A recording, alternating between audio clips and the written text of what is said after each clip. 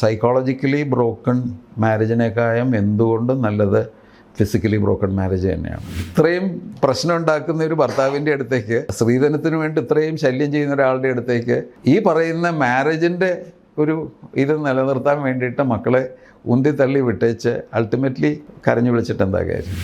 ഡിവോഴ്സോ marital സെപ്പറേഷനോ വരുന്ന സന്ദർഭങ്ങളിൽ ദേ start using children as tools. നമ്മുടെ ഒരു ആറ്റിറ്റ്യൂഡ് അതാണെന്ന് വെച്ച് കഴിഞ്ഞാൽ എന്ത് കുഴപ്പമുണ്ടെങ്കിലും കടിച്ചു പിടിച്ചിട്ട് മാരേജസ് പ്രിസർവ് ചെയ്യണം എന്നുള്ളതാണ്. എഗെയിൻ നമ്മുടെ സൊസൈറ്റിയാണ് കൾപ്രിറ്റ്.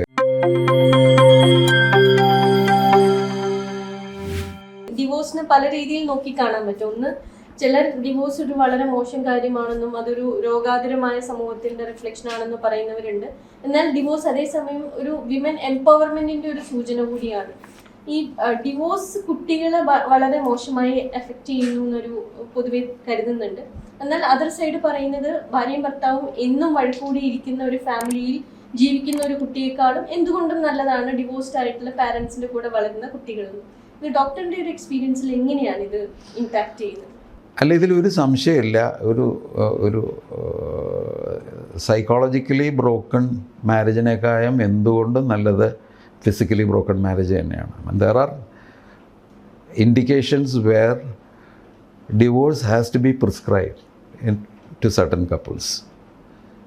നിങ്ങൾ ഒരുമിച്ച് ജീവിക്കുന്നതല്ല നല്ലത്, നിങ്ങൾ വേർപെടുന്നത് തന്നെയാണ് നല്ലത്, for your own good and for your children's sake also. But parental റെസ്പോൺസിബിലിറ്റിയിൽ തല്ലുകൂടാൻ പാടില്ല. You will have to be a responsible parents thereafter also. നമ്മുടെ നാട്ടിലൊരു കൾച്ചറിൽ വരുന്നൊരു വലിയ പ്രശ്നം എന്താണെന്ന് വെച്ച് കഴിഞ്ഞാൽ ഡിവോഴ്സോ മാരിറ്റൽ സെപ്പറേഷനോ വരുന്ന സന്ദർഭങ്ങളിൽ ദേ start using children as tools. കൊച്ചിനെ കാണിക്കില്ല, ഈ രീതിയിൽ കൊച്ചിനെ വടമായിട്ട് ഉപയോഗിക്കും, അങ്ങോട്ടും ഇങ്ങോട്ടും വലിച്ചിട്ട്. എന്നിട്ട് കൈ കിട്ടേണ്ട 2 ദിവസം മുഴുവൻ അമ്മയുടെ മോശം കാര്യങ്ങൾ പൊലിപ്പിച്ചും കഥയുണ്ടാക്കിയും കൊച്ചിനെ ഫീഡ് ചെയ്യും. തിരിച്ചു ചെല്ലുമ്പോൾ അതിനേക്കാൾ ഭയങ്കരമായിട്ട് ഇവിടുന്ന് ഫീഡ് ചെയ്യും. ആ ഒരു കൾച്ചർ ശരിയാവില്ല. ആ ഒരു കൾച്ചർ ഇല്ലാതെ വളരെ ഡിഗ്നിഫൈഡായിട്ട് നമ്മുടെ പേഴ്സണാലിറ്റീസ് മാച്ച് ചെയ്യില്ല.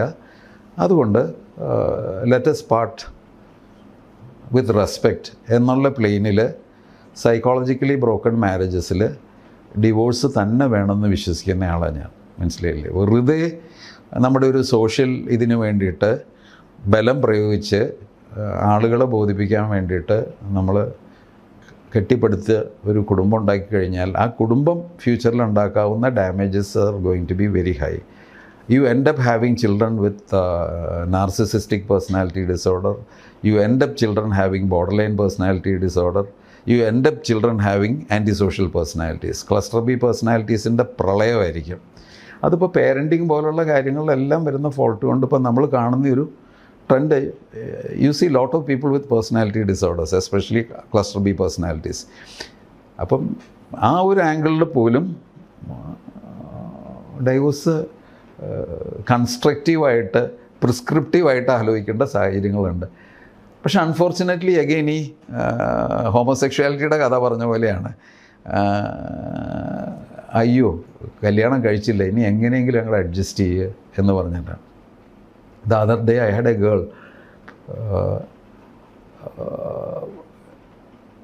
ഹസ്ബൻഡിൻ്റെ ഒരു എന്താ പറയുക, ഒരു സെക്ഷൽ പെർവേഷൻ കാരണം he brought in another man to her room and they are separated now.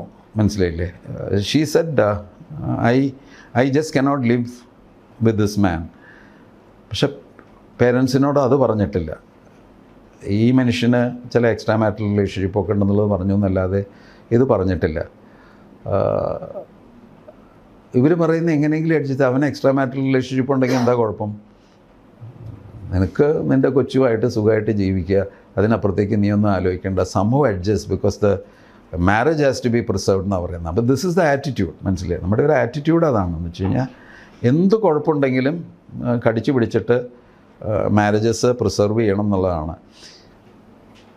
ഒരു വളരെ പ്രോആക്റ്റീവായിട്ടുള്ള സ്റ്റാൻഡ് എടുത്തിരുന്നെങ്കിൽ അറ്റ്ലീസ്റ്റ് നമ്മുടെ പബ്ലിസൈസ്ഡ് ആയിട്ടുള്ള ചില ഡൈവോഴ്സ് ഡെത്ത്സ് ഒന്നും ഉണ്ടാവില്ലായിരുന്നു. അതിലും എങ്ങനെയെങ്കിലും അഡ്ജസ്റ്റ് ചെയ്യുമെന്ന് പറഞ്ഞ് തിരിച്ചു വിട്ടുകൊണ്ടാണ് ഉണ്ടായിരിക്കുന്നത്, ആ സൂയിസൈഡ്സൊക്കെ ഉണ്ടായിരിക്കുന്നത്, അല്ലെങ്കിൽ കൊല്ലപ്പെട്ടേക്കുന്നത്. എഗെയിൻ നമ്മുടെ സൊസൈറ്റിയാണ് കൾപ്രിറ്റ്. കാരണം ഇത്രയും പ്രശ്നം ഉണ്ടാക്കുന്ന ഒരു ഭർത്താവിൻ്റെ അടുത്തേക്ക്, സ്ത്രീധനത്തിന് വേണ്ടി ഇത്രയും ശല്യം ചെയ്യുന്ന ഒരാളുടെ അടുത്തേക്ക് ഈ പറയുന്ന മാരേജിൻ്റെ ഒരു ഇത് നിലനിർത്താൻ വേണ്ടിയിട്ട് മക്കളെ ഉന്തിത്തള്ളി വിട്ടേച്ച് അൾട്ടിമേറ്റ്ലി കരഞ്ഞു വിളിച്ചിട്ട് എന്താ കാര്യം? അപ്പോൾ ദർ ആർ സിറ്റുവേഷൻസ് വേർ അത് women empowerment, even men also have to say. ഞാൻ പറഞ്ഞത് ഇപ്പോൾ ഇതിലെന്ന് വെച്ച് കഴിഞ്ഞാൽ നമ്മളൊരു മെൻ എന്നുള്ള ഡയമെൻഷൻ അപ്പുറം society has change so much. അത്ര പെർസെൻറ്റേജ് ഇല്ലെങ്കിൽ പോലും there are situations where the wife also is toxic to the level that husband has to say that no to the marriage. അതിലും കുറച്ചുകൂടെ എളുപ്പം ഹസ്ബൻഡ് ചിലപ്പോൾ ചാടിപ്പോവും. പക്ഷേ there are husbands who are accommodating the marriage for the sake of children എന്നൊക്കെ പറഞ്ഞിട്ട് പോകുന്ന ആളുകളുണ്ട്. പക്ഷേ I think you have to have a revise look at marriage and divorce where you will have to be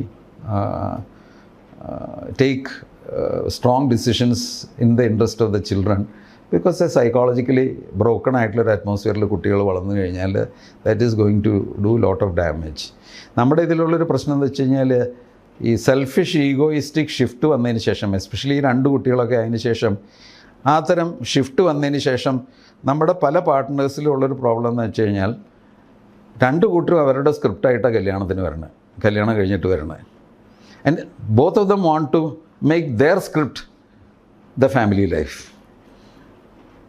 no family life can be made with 2 scripts. മനസ്സിലായി?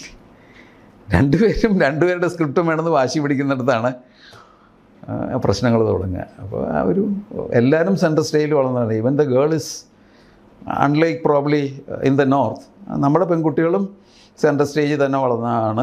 അവർക്കും ഈ dowry എന്ന് പറഞ്ഞ ഒരു ഈവിളിനെ പലപ്പോഴും പാസീവ് ആവുന്നു എന്നുള്ളതിന് അപ്പുറം ഒഴിച്ചു കഴിഞ്ഞാൽ they are also educated, they are also employed, but still subjected to domestic violence by men and keeping silent. മനസ്സിലായി? 2 5 ഫിഗർ സാലറി ഉണ്ടാവും. അപ്പോൾ അതൊരു കൾച്ചറൽ ഇതാണ്. അത് മാറണമെന്ന് വെച്ച് കഴിഞ്ഞാൽ probably the grooming has to start very early. And will the society be bold enough to do that എന്നുള്ളതാണ് question. For a lot of other conveniences, people hold on to systems like dowry, അല്ലെങ്കിൽ systems like hierarchy, systems like preservation of marriage, whatever be the damage in it. അങ്ങനെയുള്ള കുറേ സംഭവങ്ങൾ അതിലുണ്ടാവും.